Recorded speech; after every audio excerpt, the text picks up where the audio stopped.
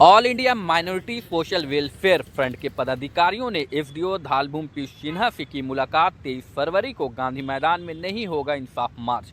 आज all India minority social welfare front के पदाधिकारी एवं झारखंड मुक्ति मोर्चा के नेतागण एसडीओ पीयूष सिन्हा से मुलाकात करने पहुंचे। मुलाकात करने के बाद all India minority social welfare front के केंद्रीय महासचिव बाबर खान ने बताया कि उनके संगठन के द्वारा 23 फरवरी को गांधी मैदान में केंद्र सरकार की गलत नीतियों के विरोध में इंसाफ मार्च का आयोजन होने वाला था, लेकिन आज उन्हें एसडीओ कार्यालय में बुलाकर यह सूचना दी गई है कि 23 फरवरी को गांधी मैदान में मानको नगर निगम के तहत किसी कार्यक्रम का आयोजन होना है, इसलिए इस इंसाफ मार्च को वहां परमिशन नहीं दिया जा सकता। बाबर खान ने कहा कि अब यह कार्यक्रम 23 फरवरी को जुमे के नमाज के बाद दोपहर 2 बजे से लेकर शाम के 4 बजे तक आज़ाद नगर के ईदगाह मैदान में आयोजित की जाएगी। वहीं उन्होंने प्रशासन पर आरोप लगाते हुए कहा है कि पुलिस के द्वारा आयोजनकर्ता संगोष्ठी में शामिल धार्मिक मौलानाओं को भयभीत करने की कोशिश की जा रही है। इस दौरान मुख्य रूप से संस्था के केंद्रीय महासचिव बाबर खान, प्रवक्ता सरफराज हुसैन, झारखंड मुक्ति मोर्चा के शेख बदरुद्दीन, प्रमोद लाल एवं फिरोज खान मौजूद थे। को इंसाफ महासभा था, पूर्व से ये घोषित प्रोग्राम है और उस प्रोग्राम से संबंधित एक आवेदन हम लोगों ने दिया था। भारतीय अनुच्छेद 19(1)(a) के तहत, जो राइट टू प्रोटेस्ट के तहत एक कानून और एक अधिकार हर भारतीयों को मिला है, उसी क्रम में आज एसडीओ साहब का बुलावा आया था कि इस प्रोग्राम को कैसे करना है और इसका कारण क्या है। तो सारा स्पष्टीकरण बताने के बाद में उन्होंने कहा है कि नगर निगम पहले से ही प्रोग्राम गांधी मैदान में तय की हुई है 23 तारीख को, इसलिए वहाँ ये प्रोग्राम नहीं हो सकता है और उसके लिए अनुमति ली जा सकती है, उसके बाद ही कुछ होगा। सवाल ये है कि अनुमति मेरे ही समाज के लोगों के लिए क्यों? ये बहुत बड़ा प्रश्न चिन्ह है। और क्यों हमको बोलने की आज़ादी हमसे छीनी जा रही है?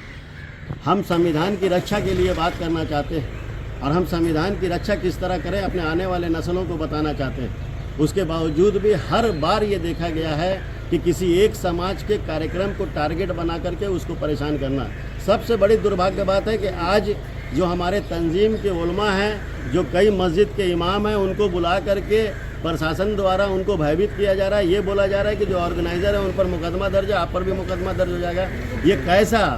ये कैसा स्वतंत्र देश है हमारा? ये कैसा लोकतंत्र है कि आप लोगों को भयभीत करके उनके मूलभूत जो आवाज़ें हैं उनको आप दबाने का प्रयास कर रहे हैं। तो अंत में यही बात हुआ है कि हमारा प्रोग्राम जो 23 को है, इस पर जिला प्रशासन भी अपना जो है विचार विमर्श करे और जो गांधी मैदान में यदि आपका प्रोग्राम तय है, ठीक है, हम उसका स्वागत करते हैं, लेकिन बस्ती के बीच में ईदगाह मैदान है जो आज़ाद नगर थाना क्षेत्र में आता है, उसमें हमको कार्यक्रम करने दिया जाए। तो उन्होंने कहा है कि इस पर हम विचार करेंगे और ये तय है कि 23 तारीख को जुम्मा के बाद हम लोग ईदगाह मैदान में प्रोग्राम करेंगे।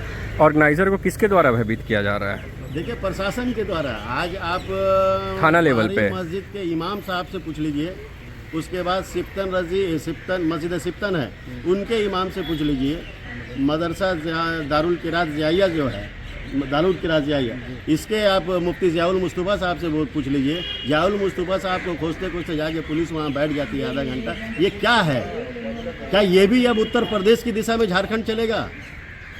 ये देश में जो कानून का, आज जो एक्ट का लोग पालन नहीं कर रहे हैं, हम लोग एक्ट को मानने वाले लोग हैं। हम इन्फॉर्मेशन दे करके आपसे कार्यक्रम के लिए सहमति मांगते हैं और विदाउट इन्फॉर्मेशन लोग जो सड़क पर उतर कर हो अल्लाह हंगामा करते हैं, उसके लिए कोई कानून, कोई अनुमति नहीं। तो एक समाज को यदि टारगेट बना के ये हो रहा है तो आने वाले दिन के लिए ये चिंता का विषय है। हम लोग को तो यही पता चल रहा था कि भारतीय जनता पार्टी एक समाज को अंधा गूंगा बहरा के रूप में देखना चाहती है, लेकिन वही परंपरा यदि झारखंड में होगा तो निश्चित रूप से हमको लगता है कि ये चिंता का विषय होगा और हमारे नस्ल के लिए ये बहुत बड़ा एक जिस पार्टी से आपका ताल्लुक है उसी पार्टी की सरकार है। देखिए, सरकार है, लेकिन सरकार के जो अधीन अधिकारी लोग हैं, इनकी मनमर्जी चल रही है। निश्चित रूप से हम अपने माननीय मुख्यमंत्री से इस बात की शिकायत करेंगे और जो सोच के साथ ये राज्य का गठन हुआ, कई वीरों ने अपना बलिदान दिया, उस बलिदान के तहत ये यहाँ के लोग अगर सुरक्षित और न्याय उनको नहीं मिलेगा और उनको बोलने की आज़ादी से भी रोका जाएगा, तो इसको लेकर के एक बहुत बड़ा आंदोलन होगा जिसकी शुरुआत आप 23 तारीख के बाद देखने को मिलेगा।